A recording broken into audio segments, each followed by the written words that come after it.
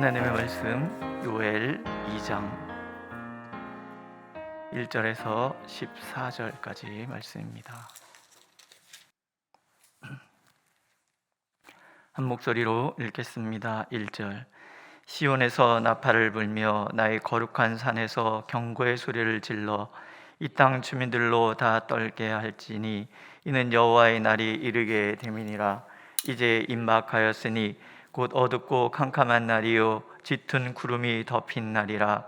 새벽빛이 산 꼭대기에 덮인 것과 같으니 이는 많고 강한 백성이 이르렀음이라. 이와 같은 것이 옛날에도 없었고 이후에도 대대에 없으리로다. 불이 그들의 앞을 사르며 불꽃이 그들의 뒤를 태우니 그들의 예전의 땅은 에덴 동산 같았으나 그들의 나중의 땅은 황폐한 들 같으니 그것을 피한 자가 없도다. 그의 모양은 말 같고 그 달리는 것은 기병 같으며 그들이 산 꼭대기에서 뛰는 소리는 병거 소리와도 같고 불꽃이 건물을 사르는 소리와도 같으며 강한 군사가 줄을 벌이고 싸우는 것 같으니 그 앞에서 백성들이 질리고 무리의 낯빛이 하얘졌도다. 그들이 용사같이 달리며 무사같이 성을 기어오르며 각기 자기의 길로 나아가되 그 줄을 이탈하지 아니하며 피차에 부딪히지 아니하고 각기 자기의 길로 나아가며 무기를 돌파하고 나아가나 상하지 아니하며 성중에 뛰어들어가며 성 위에 달리며 집에 기어오르며 도둑같이 창으로 들어가니 그 앞에서 땅이 진동하며 하늘이 떨며 해와 달이 캄캄하며 별들이 빛을 거두도다. 여호와께서 그의 군대 앞에서 소리를 지르시고 그의 진영은 심히 크고 그의 명령을 행하는 자는 강하니 여호와의 날이 크고 심히 두렵도다. 당할 자가 누구이랴. 여호와의 말씀에 너희는 이제라도 금식하고 울며 애통하고 마음을 다하여 내게로 돌아오라 하셨나니 너희는 옷을 찢지 말고 마음을 찢고 너희 하나님 여호와께로 돌아올지어다. 그는 은혜로우시며 자비로우시며 노하기를 더디하시며 이내가 크시사 뜻을 돌이켜 재앙을 내리지 아니하시나니 주께서 혹시 마음과 뜻을 돌이키시고 그 뒤에 복을 내리사 너희 하나님 여호와께 소제와 전제를 드리게 하지 아니하실는지 누가 알겠느냐. 아멘. 교회는 종말 공동체입니다. 종말론에 사로잡혀서 이상한 행동을 하는 집단을 말하는 것이 아니고요, 하나님의 심판의 날을 기억함으로 오늘을 하나님 앞에서 책임 있는 삶을 살아가는 공동체를 얘기를 합니다. 그러니까 오늘을 소중하게 살아가는 거죠. 아내랑 이제 산길을 이렇게 걸어가다 보면 아내가 그냥 못 지나치고요, 이렇게 소리를 지릅니다. 이렇게 바위에 이끼가 펴 있는 거 보면 어머 너는 어쩜 여기 이렇게 피어 있니? 그리고 숲속에 꽃을 보면 너는 여기 이렇게 숨어서 나 기다린 거야? 뭐 이러고요. 맑은 공기를 이렇게 숨내음이 이렇게 나잖아요. 들이마시면서 공기야 너무 고마워 이래요. 이제 그 모습을 옆에서 이렇게 보면서 그런 생각을 합니다. 그런 얘기를 해요. 아프고 나서부터는 하루가 너무 소중하다는 거죠. 오늘 하루를 또 하나님 허락해 주셨구나. 그래서 이 하루를 나는 열심히 살아야지, 감사함으로 살아야지 그런다는 거예요. 나도 그랬는데 그거 얼마 못 가던데. 그러니까는요, 그래요. 당신은 나았고 나는 아직 아프잖아. 이래요.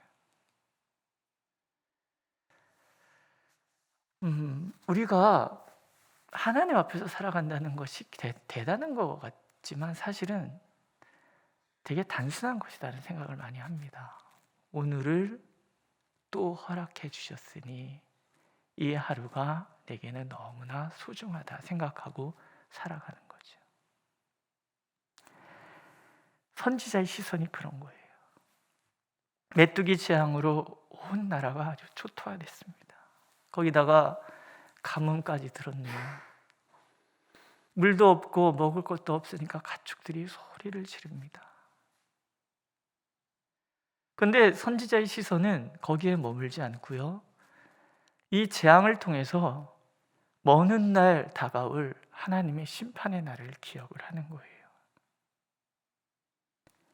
그러니까 오늘 내게 닥친 이러한 아픔들이 사실은 하나님의 종말의 때가 나에게 다가오고 있다는 것을 인식하게 해주고, 그래서 오늘을 성실히 살아가겠다라고 다짐을 하는 거예요. 그걸 회개라고 얘기를 합니다. 하나님을 전심으로 바라보지 못했던 나의 시선을 하나님께 고정시키고 그분의 은혜를 기억하면서 그분의 그 사랑 안에서 내가 오늘도 온전히 머물러야지, 이렇게 다짐하는 거예요. 그날에 대해서 이렇게 소개를 하잖아요. 그날은 어둡고 캄캄하고 짙은 구름이 덮은 날이며 새벽빛이 산꼭대기를 이렇게 덮어오잖아요. 언제 몽골에 갔더니 아침에 일찍 일어나서 갔더니요, 빛이 캄캄했던 산 위에 이렇게 서서히 이렇게 덮여오는 거예요. 하나님의 심판의 날이 그렇다라는 거예요. 캄캄했던 산 위에 햇빛이 덮어오듯이 하나님의 심판의 날은 그렇게 우리에게 덮어와서 우리를 완전히 덮게 될 거라는 거죠. 3절부터는 이 하나님의 심판에 대한 묘사예요. 메뚜기를 보면서 그날을 생각하는 거예요. 선지자가 봤던 메뚜기는 군사와 같아요. 질서정연하고 성벽을 뛰어오르고, 그리고 그 소리는 마치 불꽃이 타는 것 같은 그런 소리를 내면서 군사가 줄을 벌이고, 그래서 백성들이 하얗게 질리고 무사같이 성벽을 기어오르고 창문 틈으로 들어가며 세상을 초토화시키는 메뚜기를 통해서 심판의 그날에는 하나님의 군대가 그렇게 이 세상을 덮쳐올 것이라는 것을 그렇게 얘기를 해주고 있는 거예요. 하나님의 심판을 피할 존재가 아무도 없습니다. 10절과 11절에 보면요, 그 땅에서 땅이 진동하며 그 앞에서 땅이 진동하며 하늘이 떨며 해와 달이 캄캄하며 별들이 빛을 거두도다. 여호와께서 그의 군대 앞에서 소리를 지르시고 그의 진영은 심히 크고 그의 명령을 행하는 자는 강하니 여호와의 날이 크고 심히 두렵도다. 당할 자가 누구이랴. 그날은 그렇게 될 거라는 거예요. 새벽에 아파트 문을 나서서 이렇게 오는데 천둥이 쿵 치는 거예요. 근데 그 소리가 너무 멋있는 거예요. 어떤 스피커로 소리를 듣는다 해도 그만큼 우렁차겠습니까? 구르릉 하고 한참 뒤에 찬양까지 궁궁궁궁궁궁궁. 하나님의 자연의 소리가 때로는 우리를 두렵게 하고 때로는 우리를 낭만적으로 끼우기도 하고, 근데 그 소리를 세상 모든 사람들이 다 듣는 거지요. 마찬가지로 하나님의 날에 하나님의 외침이 그렇게 들릴 거예요. 그런데 이 와중에도 하나님께서는 우리에게 이런 얘기를 들려주시잖아요. 여호와의 말씀에 너희는 이제라도 금식하고 울며 애통하고 마음을 다하여 내게로 돌아오라. 이런 무서운 심판 날은 절대로 하나님께서 우리를 해치기 위한 거기에 목적을 두고 있는 것이 아니다라는 거예요. 여기에 1장에 보면은 반복되는 단어가 나오죠. 울라라는 단어예요. 오늘 말씀에도 보면 울며 애통하며라는 말이 나와요. 울면 돌이켜 울면 용서하시고자 하시는 하나님의 마음인 거예요. 심판의 날을 피할 자는 아무도 없어요. 하지만 그 와중에도 하나님의 마음을 기억하는 사람은 또 다른 희망을 얻게 된다는 거예요. 그는 은혜로우시며 자비로우시며 노하기를 더디하시며 이내가 크사 뜻을 들이켜 재앙을 내리지 아니하시나니 주께서 혹시 마음과 뜻을 돌이키시고 그 뒤에 복을 내리사. 이게 선지자의 말이에요. 울며 애통하면 내가 돌이킬 것이다. 하나님은 그렇게 말씀하시는 거예요. 하나님의 심판 앞에서 우리가 할 수 있는 일은 한 가지뿐인 거예요. 울며 애통하며 하나님께 돌아서는 거예요. 오늘 내게 주어진 삶이 마치 나만이 누릴 수 있는 그런 특권인 양 그렇게 뻐기고 의시되고 살아갔던 그런 날, 오늘 소중함을 잊어버리고 내일에 대한 염려와 근심 때문에 눌려서 허덕이며 살아갔던 우리의 삶을 내려놓고 오늘 하나님이 내게 주신 이 소중한 날을 하나님의 마음에 합하여 살아가도록 그렇게 흐트러졌던 나의 시선을 하나님께 돌리는 거예요. 이러저러 어려움들이 우리 삶 속에 찾아오죠. 메뚜기 재앙 같은 이런 엄청난 일은 아니더라도 우리가 이 코로나19 시대를 보내면서도 우리는 그런 생각을 하는 거예요. 단지 오늘이 불편하다고 원망하고 그렇게 살아가는 것이 아니라 이 날들을 통해서 하나님께서 우리에게 주시는 그 교훈이라는 것이 있다는 거죠. 그것은 이러한 일들이 그날에도 있을 것이다라는 거예요. 그럼 그날에 있을 그 일들, 하나님의 심판의 그 일들을 오늘 이 일을 통해서 교훈을 얻는 거예요. 그리고 하나님 앞에 돌아서는 거예요. 사람들은 오늘 내게 닥친 일들 때문에 원망하고 불평하느라 시간을 낭비할지 모르지만 하나님의 사람들은 이 날들을 원망과 불평으로 보내는 것이 아니라 그래도 오늘 내가 숨 쉴 수 있다는 것에 대해서 감사하고 오늘도 나에게 새로운 삶을 영위할 수 있는 힘과 지혜를 주신 것에 감사하고 그렇게 내게 주어진 날들을 하나님 앞에 하나님을 위하여 살아가는 거라는 거죠. 우리는 늘 하나님 앞에서 실수하며 살아갑니다. 이러저래 하나님 마음 아프게 하고 하나님 잊어버리고 때로는 교만하게 때로는 그렇게 좌절하며 살아가잖아요. 이 모든 것들이 다 하나님께 우리의 시선이 고정되지 않은 데서 오는 우리의 연약함이라는 거예요.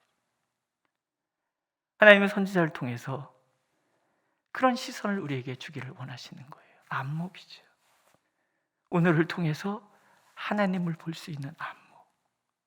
그래서 그 안목을 가지고 오늘 혹여 내가 하나님께 집중되어야 할 나의 시선이 흐트러진 것은 없는가 돌아보고 오늘 내 삶 속에 찾아온 일들이 너무 아프다면 하나님 앞에서 울며 애통하며 구하는 거예요. 그러면 오늘도 여전히 자비롭고 은혜로우신 그 하나님께서 마음과 뜻을 돌이키셔서 그것을 도리어 복으로 바꿔 주실 거라는 거죠. 애통하는 자는 복이 있나니 천국이 저희 것이며. 예수님의 말씀이에요. 애통할 일이 뭐가 복이 되겠어요? 그러나 그날에 우리는 하나님을 만나게 될 거라는 거예요. 하나님의 통치가 내 삶의 자리에 찾아올 것을 우리가 보게 될 것이라는 거죠. 그래서 오늘 눈물이 더 이상 눈물이 아니라는 것, 오늘 애통함이 더 이상 좌절이 아니라는 것을 하나님은 우리에게 가르쳐 주시기 때문에 울며 애통하는 그날이 사실은 내게는 복이 되는 날이에요. 오늘도 하나님께서는 우리가 그렇게 하나님의 은혜와 자비 가운데 온전히 머물기를 원하십니다. 그래서 온전히 하나님을 바라보고 오늘 내 삶 속에 찾아온 것이 나의 불행이 아니라 하나님과 만나는 날, 하나님의 복을 새롭게 깨닫는 날, 그리고 하나님의 복이 이제 시작되는 날임을 하나님은 알기를 원하십니다. 그렇게 오늘을 이겨내고 그렇게 오늘을 하나님 앞에서 성실하게 살아가는 우리 모두가 되기를 하나님은 간절히 원하고 계십니다. 기도하겠습니다.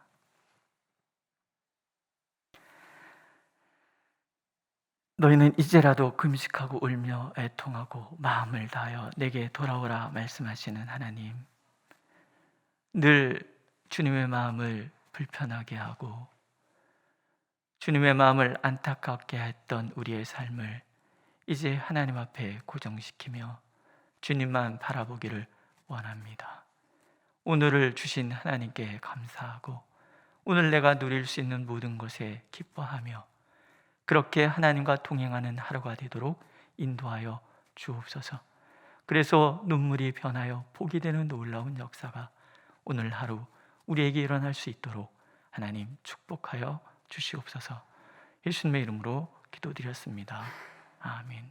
하늘에 계신 우리 아버지, 아버지의 이름을 거룩하게 하시며 아버지의 나라가 오게 하시며 아버지의 뜻이 하늘에서와 같이 땅에서도 이루어지게 하소서.